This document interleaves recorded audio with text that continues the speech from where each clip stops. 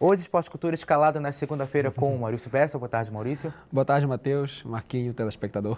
E o Marquinho Belém. Boa tarde, Boa Marquinho. tarde, Matheus, ao Bessa, Maurício Bessa. E aos nossos fãs do Esporte Cultura. Eu já estou tão acostumado a chamá-lo só de Bessa, que a gente esquece verdade, o primeiro nome. É bom a gente também lembrar um pouquinho disso.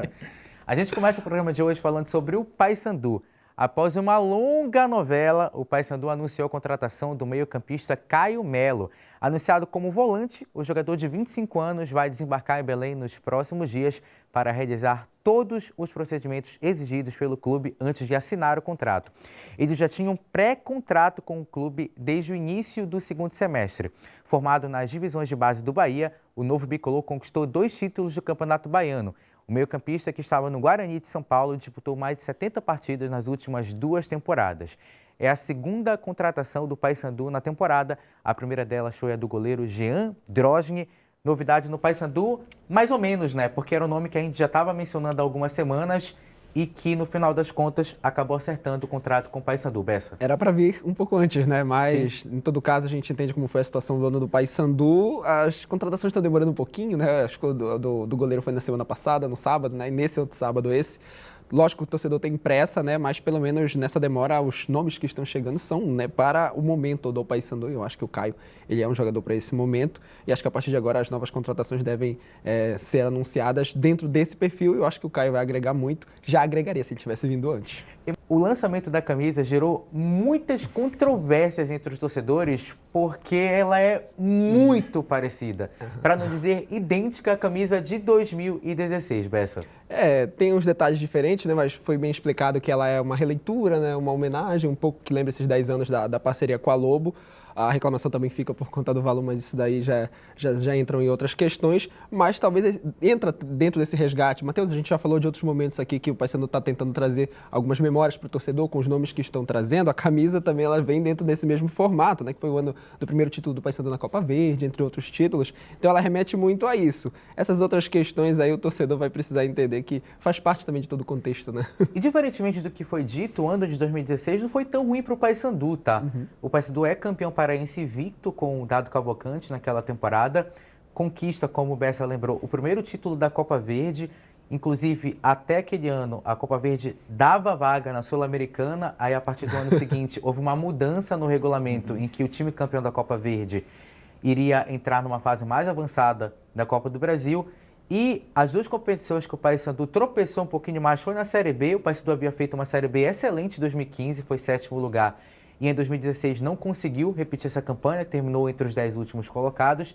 E na Copa do Brasil foi eliminado precocemente para o Juventude que na época estava na Série C do Campeonato Brasileiro. Então remonta uma temporada que o Paysandu teve bons momentos não tão bons, mas mesmo assim não causou, pelo menos na minha percepção, uma boa impressão para os torcedores. Na minha também, Matheus, né? A gente viu que a reação da torcida não foi muito positiva, né? Mas aí depois que começa a fazer essas buscas, Sim. aí a coisa relaxa um pouco mais. Foi assim quando indicaram o treinador, né? Marcelo Santana e tudo. Então, quando o pessoal começa a fazer as buscas, né, para saber o histórico de cada coisa que é lançada, de cada situação que é lançada no Paysandu, aí a torcida vai relaxando um pouco mais. Enfim, o mais importante é montar uma equipe competitiva, Exato. É o time entrar em campo, entendeu? Ver um time organizado, que a camisa que tiver ali, que vai estar o escudo do Paysandu, sem dúvida nenhuma, é isso que vai importar mesmo quando o pontapé, momento, quando né? der o Quando o time pontapé tá inicial. bem, tu pode lançar qualquer coisa, o torcedor vai aprovar. Mas nesse momento é muito complicado, que o torcedor ainda está muito ferido. Essa camisa me lembra o Celcinho, tá? Também, eu lembro me do lembro do Celcinho jogando Celcinho. naquela temporada. É verdade. Quando eu vejo essa camisa, eu lembro dele. Janeiro. Agora a gente segue na Almirante Barroso para falar da Tuna, que também se movimentou no mercado. A Águia do Souza anunciou a contratação do volante Gustavo Henrique, de 33 anos, para a sequência da temporada. Ele é natural de Santana do Ipanema, em Alagoas. O atleta traz no currículo passagem por Manaus, Craque, e o último clube foi o Horizonte, lá do Ceará. E nada melhor do que falar para a gente sobre essa contratação, um torcedor da Tuna, o Maurício Bessa. E Bessa, a Tuna já anunciou 15 contratações para a sequência da temporada, mais um novo treinador. Todas as posições elas já estão ali bem definidas, pelo menos aí, faltando alguns ajustes, né? O Alexandre, quando chegar, acredito que ele já vai começar a entender o que ele vai querer desse time da Tuna. 15, né? Até agora demorou um pouquinho, viu? Quase 2 semanas que a Tuna não apresentava o nome. Mas é importante, né? A pré-temporada, muitas equipes do Campeonato Paraense já estão aí bem adiantadas quanto a isso. Eu acho que, salvo engano, se não, talvez aí o Castanhal, que ainda está bem devagar, o São Francisco, mas todo mundo vai se preparando e a tendência é que o Campeonato Paraense tenha algumas novidades, viu? Como a do Gustavo. A Tuna que, por exemplo, nas últimas temporadas, teve alguns lances que se destacaram no Campeonato Paraense.